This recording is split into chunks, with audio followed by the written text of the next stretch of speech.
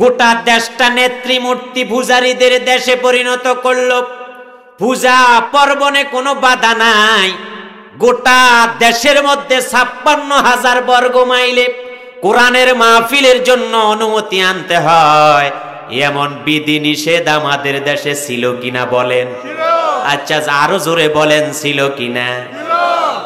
এই যে কোরআনের পথে বাধা দেওয়ার জন্য তিনি যে চেষ্টাটা করলেন, বিধি নিষেধ আরোপ করলেন, আর রাষ্ট্রের টাকা দিয়া মূর্তি বানায়া গোটা জাতিকে ওই যে মূর্তি পুজুরি বানাতে চাইলেন, তাহলে আপনারা এবার সাক্ষী দেন, আমরা তাওহীদবাদী না মুশরিকি? জোরে বলেন, তাওহীদবাদী না মুশরিকি? দেখুন, তাওহীদের পথে থাকবো, মুশরিকের পথে থাকবো না।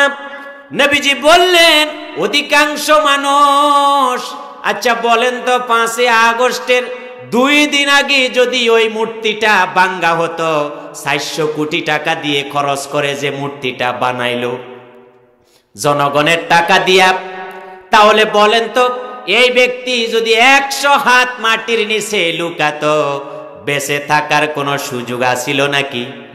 কিন্তু ৫ই আগস্টে মূর্তির গলায় রশি লাগাইয়া জুতার মালা দিয়া আল্লাহর হাজার হাজার তাওহীদবাদী বান্দারা, নবীর খাঁটি উম্মতেরা মূর্তির মাটির সাথে শোয়াইয়া দিয়েছে। এটা ভালো করছে না খারাপ করছে?